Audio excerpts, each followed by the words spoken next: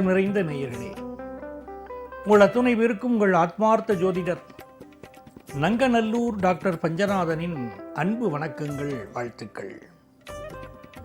நமது இன்றைய ராசி பலன்கள் நிகழ்ச்சியில் இன்னைக்கு ஜூலை மாதம் 13ஆம் தேதி 2025ஆம் ஆண்டு பலன்களை பார்க்க போகிறோம்.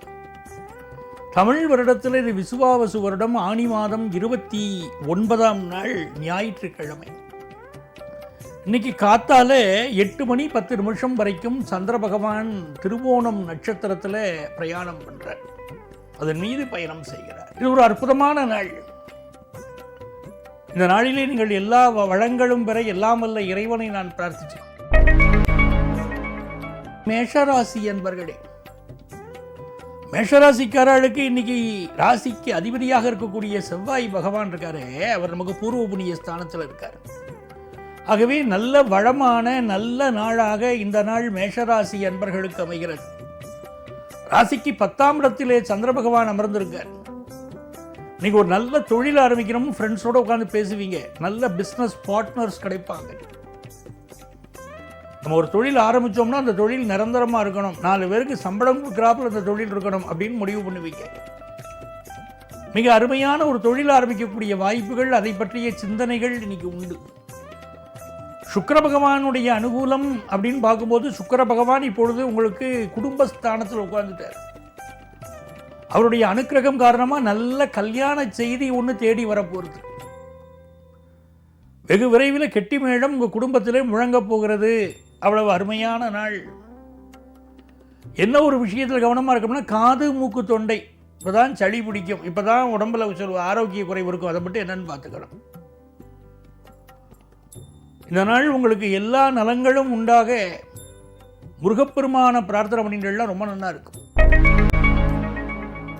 ரிஷபராசி அன்பர்களே, ரிஷபராசிக்காரர்களுக்கு மிகுந்த யோகம். இப்போ உங்கள் ராசிக்கு யார் அதிபதின்னு கேட்டால் சுக்கிர பகவான் தான். இந்த உலகமே யாரை துதிக்கிறதுனா மகாலட்சுமியே துதிக்கிறது. திருவிளக்கு ஏற்றி வைத்தோம் திருமகளே வருக, குலம் விளங்க எங்கள் வீட்டில் குலு இருக்க வருக, அலைமகளே வருக ஐஸ்வர்யம் தருக அப்படின்னு சொல்கிறோமே, அந்த மகாலட்சுமியுடைய அனுக்கிரகம் ரிஷபராசிக்காரர்களுக்கு அற்புதமாக அமையும். காரணம், ராசிக்கு அதிபதி சுக்கிரன். அந்த சுக்கிர பகவான் ஆட்சியாக இருக்கிறதுனால இப்போ நல்ல நல்ல செய்திகள் இன்றைக்கு உங்கள் குடும்பத்தை நோக்கி வரும். அதுவும் பாக்கியஸ்தானத்தில் சந்திர பகவான். பலருக்கு இன்றைக்கு காதல் திருமண விஷயங்கள் கைகூடும். பெற்றோர்களே பண்ணிக்கோ கல்யாணத்தை அப்படின்னு சொல்லிடுவாங்க.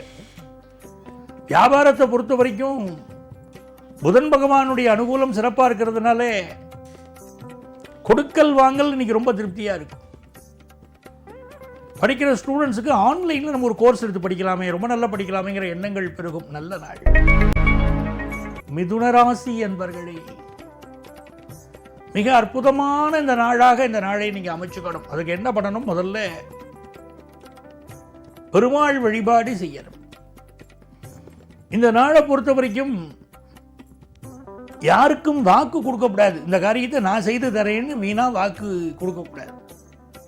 யாருக்கும் ஜாமீன் கையெழுத்து கேரண்டார் கையெழுத்து போடக்கூடாது. இன்னைக்கு அஷ்டமத்தில் சந்திரன் போயிட்டு இருக்கார், சந்திராஷ்டமம். மனசை ரொம்ப ஃப்ரீயாக வச்சுக்கணும். பயணங்களை எல்லாம் இன்னைக்கு அவாய்ட் பண்ணணும். நம்மளுடைய உடல் நலம், அம்மாவுடைய உடல் நலம், இதிலெல்லாம் அக்கறை எடுத்துக்கணும். அதே நேரத்தில் இந்த புதன் பகவான் வியாபாரத்தில் ஒரு செழிப்பான சூழ்நிலையை கொண்டு வந்து கொடுப்பார். படிக்கிற ஸ்டூடெண்ட்ஸுக்கு, ஸ்கூல் எஜுகேஷன் படிக்கக்கூடிய ஸ்டூடெண்ட்ஸுக்கு ஹோம்ஒர்க் எல்லாம் கரெக்டாக முடிப்பீங்க. பெண்களுக்கு அற்புதமான நாள். நீங்கள் விரும்பியவற்றை வாங்கக்கூடிய நாள். கடகராசி அன்பர்களே, கடகராசிக்காரர்களுக்கு சந்திர பகவான் 7ஆம் இடத்துல இருக்கார். முக்கியமான நபர்கள் எல்லாம் இன்னைக்கு போய் மீட் பண்ணுவீங்க. இவரை சந்திச்சா என்னுடைய வாழ்க்கை உயரும் அப்படின்னு யாரை நினைக்கிறீங்களோ அவங்கள போய் சந்திப்பீங்க. பார்த்த உடனே பத்திக்கிச்சு நாங்க பாருங்க, அந்த மாதிரி இன்றைக்கு காதல் உறவுகள் மலரும் நாள் கடகராசிக்காரர்களுக்கு. சுக்கிர பகவான் இப்பொழுது உங்களுக்கு 11ஆம் இடத்துல இருக்கார். திருமண வைபவங்கள் கூடி வரும் காலம். அதே நேரத்தில் குரு பகவான் 12ல் இருக்கார், நிறைய செலவாகும். பிள்ளைகளுக்காக செலவழிப்பீங்க, குடும்பத்துக்காக செலவழிப்பீங்க, நல்ல விஷயங்களுக்காக செலவாகும். ரொம்ப மகிழ்ச்சியான ஒரு நாள். நீங்க எதிர்பார்க்கிற நல்ல நல்ல செய்திகள் உங்களுக்கு வந்து சேரப்போகுது.